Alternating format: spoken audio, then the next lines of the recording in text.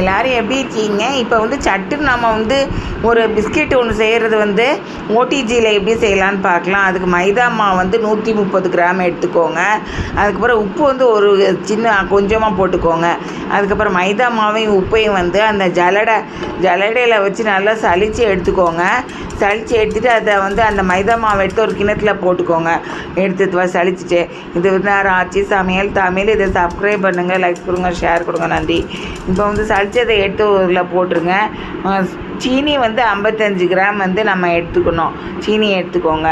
அதுக்கப்புறம் வந்து அந்த சீனியை எடுத்து அந்த மைதா மாவில் போட்டுக்கோங்க. அதுக்கப்புறம் வந்து பட்டர் ஒன்று எடுத்துகிட்டு பட்டர் வந்து 80 கிராம் பட்டர் எடுத்துக்கோங்க. எடுத்துகிட்டு அதையும் எடுத்து அந்த கிணத்துல போட்டுருங்க. எல்லாம் நல்லா பிசைஞ்சு விட்டு அந்த பட்டரையும் சேர்த்து நல்லா பிசைஞ்சு விட்டுக்கோங்க. பிசைஞ்சிட்டு அதுக்கப்புறம் உருண்டையாக வந்து உருட்டை எடுத்துக்கிட்டு அதுக்கப்புறம் கையால் வச்சு லேசாக அப்படி உருண்டையாக வட்டமாக அமுக்கி எடுத்துக்கோங்க. இல்லைன்னா வந்து அந்த இது இருக்குல்ல, அந்த ஸ்டார் மாதிரி இருக்கிற அந்த அச்சு மாதிரி இருக்குது.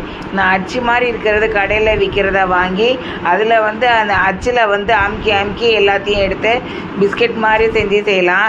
நான் இது வட்டமாக செஞ்சு எடுத்திருக்கேன். வட்டமாக செஞ்சு இதை வந்து ஓடிஜியில் வந்து வச்சுருங்க. டெம்பரேச்சர் வந்து 200 டிகிரி செல்சியஸில் வச்சுட்டு 20 நிமிஷம் வந்து வச்சுக்கோங்க. வச்சுட்டு வந்து மேல் ராடும் கீழ் ராடும் இருக்க மாதிரி வச்சுட்டு உள்ளே ஓடிஜியில் வச்சுட்டு அதுக்கப்புறம் 20 நிமிஷம் கழித்து வந்து அதை வந்து எடுத்துகிட்டு வந்து நல்லா வெந்ததுக்கப்புறம் எடுத்து குழந்தைங்களுக்கு கொடுங்க. பெரியவங்க வந்து உடம்பு நல்லா இருந்தால் வந்து பெரியவங்க வந்து சாப்பிடுங்க. அந்த இதில் ஓடிஜியில் வந்து ஆஃப் பண்ணுறது வந்து இதை வச்சு அந்த 20 நிமிஷம் கழித்து ஆஃப் பண்ணிடுங்க.